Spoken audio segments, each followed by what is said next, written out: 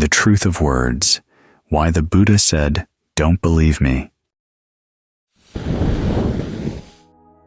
As we have noted, the Buddha saw that every truth expressed in words is instrumental, a means to an end. This is in line with the fact that all words are fabricated by the mind, and, as he himself observed, all fabrications are put together for the sake of something. They're meant to serve an aim. The Buddha chose his words so that they would serve the most beneficial aim of all, leading the listener to the reality of the end of suffering. He was once asked if he would ever say anything displeasing to others, and in the course of his answer, he explained the framework he used in deciding what was worth saying and what wasn't. The framework boils down to 3 questions. Are these words true? Are they beneficial? Is this the right time to say something pleasing, or is it the time to say something displeasing?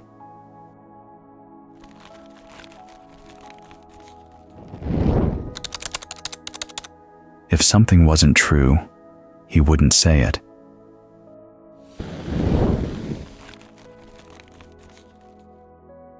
If it was true but not beneficial, he wouldn't say it. Only if it was true and beneficial would he go on to the 3rd question. Given his audience and their state of mind, would it be more beneficial to express that truth in a pleasing or a displeasing way? It's easy to see how pleasing words would be beneficial. Listeners tend to be open to hearing them. As for the case of displeasing words that were beneficial, the Buddha gave an analogy. If a baby boy had put a sharp object in his mouth, then if you had compassion for the boy, you'd do everything you could to get the object out, even if it meant drawing blood. Your aim would be that he not swallow the object and do even more harm. In the same way, if the Buddha saw people behaving in ways that were harmful to themselves or to others, he would sometimes warn them sharply, both to get them to stop those harmful ways, and, if there was an audience, to let the audience know that that kind of behavior definitely shouldn't be taken as an example to follow.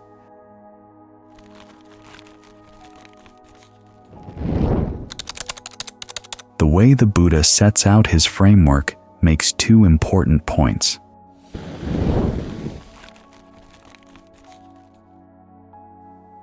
The first is that, as he goes through the various possible combinations of true, false, beneficial, unbeneficial, pleasing, unpleasing, there is one combination that he doesn't even consider as a possibility, that a statement could be false but beneficial. For him, only true words could be beneficial in the long term. He had no use for the idea of useful fictions. Some fictions might be beneficial in the short term, but over the long term, they would end up doing harm, either in misleading the listener or in destroying the listener's trust. The second point is that the Buddha also had no use for the idea that displeasing words were necessarily harmful. People are not damaged by hearing words they don't like, especially if those words are meant to benefit them. The skill here, of course, lies in knowing the right time and place for words of that sort, so that they'll actually have the desired beneficial result. What this means is that the Buddha was interested in truths as words, not for their own sake, but for how well they worked. This is why, when the canon describes the Buddha's style of teaching, it uses 4 verbs. He would not only instruct his listeners, but he would also urge, rouse, and encourage them. In other words, he wouldn't just give them information about the path to the end of suffering. He would also try to get them to follow it. In terms of the factors of the path to the end of suffering, the information was to give them right views about how to solve the problem of suffering. The urging, rousing, and encouraging was to get them to generate the desire to follow the path, the desire that lies at the heart of right resolve and right effort.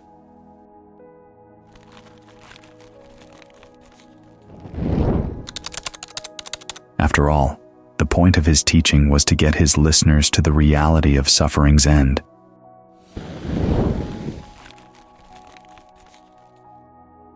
Simply listening to the words wouldn't get them there.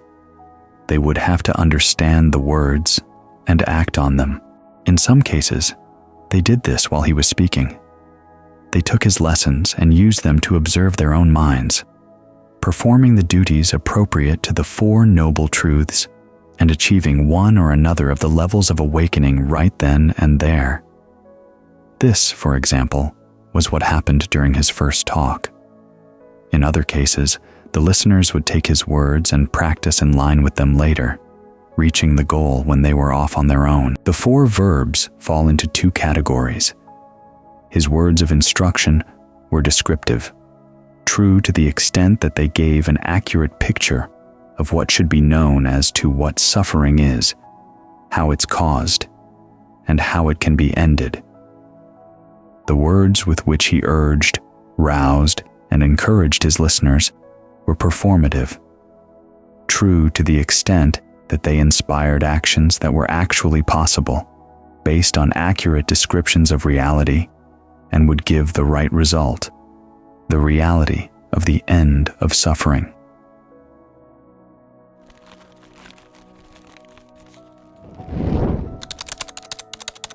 The Buddha's descriptive words and performative words both count as instrumental.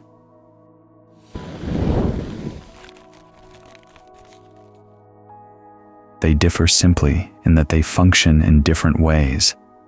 The descriptive words give you a map to the end of suffering, including information useful for that purpose and omitting irrelevant details. An example would be the Buddha's detailed analyses of the Four Noble Truths. The performative words encourage you to follow the map. Examples would be his teachings that prepare your mind to accept his analysis of how to end suffering, and those that energize you to practice in line with that analysis once you've accepted it as a working hypothesis. When you arrive at the goal, you no longer have to follow the map and, aside from showing it to others for their benefit, you can put it aside. The Buddha's desire for words that work not only shaped his teaching style, it also shaped the criteria he recommended that his listeners use in determining what was true Dhamma and what wasn't. Just because words could be found in the texts claiming to come from the Buddha didn't mean that they were necessarily true Dhamma. After all, as he noted, people might remember his words wrongly. The only way his listeners could be sure that a teaching was true Dhamma would be if they were true enough to put the words to the test to see if they actually worked.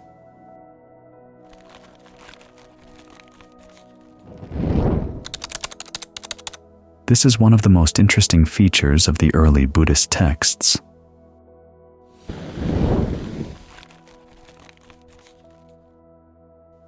The Buddha knew that the tradition had to be handed down by teachers and texts.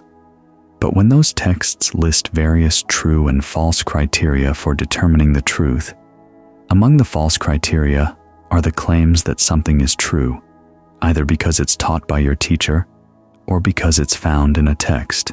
The true criterion is that the teaching has to be tested to see what kinds of actions it leads to and what the results of those actions are. However, this doesn't mean that people can validly test the Dhamma any way they like. The texts prescribe a method for testing the truth of a teaching, any teaching. And this method is central to the Dhamma in the same way that the scientific method is central to science. Just as a discovery counts as scientific knowledge, only if the researcher correctly follows the scientific method. Dhamma can be known as true Dhamma only if you test it in line with the Dhamma method. Like the scientific method, the Dhamma method has very clear standards for what does and doesn't count as a sufficient proof of a statement's truth. The canon lists the following reasons as insufficient proofs. A teaching isn't true. Just because you're convinced it has to be true, just because you like it, just because it's logical, just because it's probable, just because it's consistent, either through inference or through analogies, with other views you hold, just because it's been passed down by an unbroken tradition, just because it's found in scripture, or just because it's said by a person you've taken as your teacher. A statement meeting these criteria could be true, but could also be false. The basic standard for what does count as a sufficient proof is very simple in principle. A teaching is true if, when put into practice, you can see that it yields the promised results. Of course, the very idea that you can test the truth of statements by putting them into practice and judging the results makes some basic assumptions about the nature of reality. This is true both with the scientific method and with the Dhamma method. Both methods make the following assumptions. Causal relations follow a pattern that holds true over time. In other words, causal relations are not totally chaotic, and the pattern they follow doesn't change arbitrarily from one moment to the next. If it did, a hypothesis that tested true today wouldn't necessarily hold true tomorrow. The causal pattern is not totally deterministic. You have at least some freedom to make choices in the present moment that will change situations in the present moment. In other words, your actions are not totally determined by the past. If they were, you couldn't manipulate a situation to see which manipulations had an effect on other events and which ones didn't. You couldn't conduct scientific experiments, and you couldn't try out different beliefs to see what impact they had on your actions. The mind has the power to influence events. It's not totally determined by material causes. If it were, you wouldn't be able to design an experiment to test a hypothesis, and the act of adopting a view as a hypothesis wouldn't have an effect on your physical or verbal actions. These assumptions are so basic to the Dhamma method that the Buddha, who normally wouldn't go looking for debates, actually sought out and argued with teachers whose doctrines denied them. His purpose was to show how their views were causing harm to anyone who believed in them. In his words, doctrines that denied causality or taught deterministic causality left students helpless and bewildered in the face of pain and suffering. The Dhamma method makes one extra assumption that's not necessary to the scientific method. Actions leading to long-term welfare and happiness are better than those leading to long-term harm and suffering. The Buddha saw no need to prove this assumption. He wasn't interested in teaching people who were unwilling to accept it. In the context of Dhamma practice, your ability to test a truth in practice is complicated by the fact that many of the teachings require dedicated effort over time before yielding their results. As the Buddha pointed out, you don't really know the truth of his teachings until you've had at least your first glimpse of the deathless, and that glimpse can take a while to attain. In the case of the 5 monks, this wasn't long, but for many people it takes years of practice. In cases like that, you need good reasons to believe that your efforts to test the teachings make sense and that they're not a waste of time. Otherwise, you'll give up before completing the test. This is why the Buddha, to encourage his listeners, would use methods of persuasion that, strictly speaking, fall in the list of insufficient proofs. For example, he would frequently use logic and analogy to show how his teachings were reasonable. Still, he was careful to note that he didn't mean these statements as out-and-out proofs, and he advised his listeners to safeguard the truth, in his terms, by being very clear about why they were convinced that a particular teaching was worth testing in practice. In other words, if you believed the value of a teaching because it seemed reasonable, you should acknowledge that fact, admitting that you still didn't know that it was true. You simply have valid reasons for taking it on as a working hypothesis.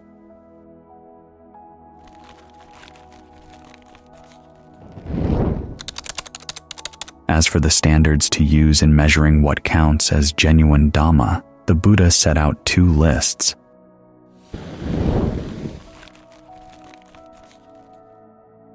The first list gives a series of mental qualities that are synonymous with the goal. You know that a teaching is genuine Dhamma if, when put into practice, it leads to utter disenchantment, to dispassion, to cessation, to stilling, to direct knowledge, to self-awakening, to unbinding. This list underlines the fact that you don't really know the truth of the Dhamma until your first taste of awakening. At the same time, though, the list gives an idea of some of the mental qualities that accompany awakening. Disenchantment, for example, means that you're no longer enchanted with the causes of suffering, and so you no longer want to feed on them. Dispassion means that you no longer feel any thirst to continue creating the causes of suffering. The second list starts with two qualities that are synonymous with the goal: dispassion and being unfettered, but then goes on to include other qualities that are useful in taking you there. You know that a practice is in line with the Dhamma if, when you follow it, it leads to shedding conceit, to modesty, to contentment with the material requisites of life, to non-entanglement with other people, to aroused persistence as opposed to laziness, and to being unburdensome to others in your material needs. These last 6 qualities provide you with some realities against which to measure your practice along the way, not only in terms of the qualities you develop within yourself, but also in terms of the impact that your practice has on others.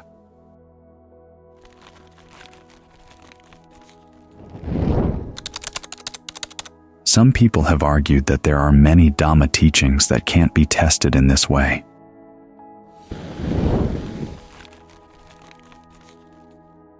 Examples would include the teachings on the fact of rebirth and the role of karma in influencing rebirth, in that they don't involve actions or develop mental qualities that can be gauged in the present moment. But that argument is simply not true. Views on issues of this sort involve actions in the act of choosing to adopt them, and the results of that choice can be measured by the behavior they inspire within you, here and now when you do. As the Buddha pointed out, if you adopt the view that rebirth happens and is influenced by the quality of your actions, you'll be more inclined to be consistently skillful and harmless in your actions than you would if you didn't. Because the test for the truth of the Dhamma involves qualities you develop within yourself, it's also a test of your own truth. To be a valid judge of the Dhamma requires that you train yourself in the qualities of a reliable and truthful observer. This is why the Buddha looked for students who were honest and observant to begin with. It's also why the path of practice involves developing qualities that train your honesty and powers of observation even further. This is clear in a list of 3 qualities that are central to the practice of right mindfulness and right concentration. Be mindful, A, to keep in mind what you've done so that you can measure the results of your actions over time, and B, to remember how to recognize skillful and unskillful qualities arising in the mind so that you know what to do with them. Be alert to know clearly what you're doing and the results you're getting from your actions, and be ardent in putting in the effort to do the practice as best you can. The Buddha notes that if you really do the practice, you'll get results whether you wish for them or not, but he also notes that right effort has to involve desire. You have to want to do it, often in the face of desires that pull in other directions. What this means in practice, as you prepare to put the Dhamma and yourself to the test, is that you need to be so sincere in your desire to put an end to suffering that you're willing to give the Dhamma a fair test.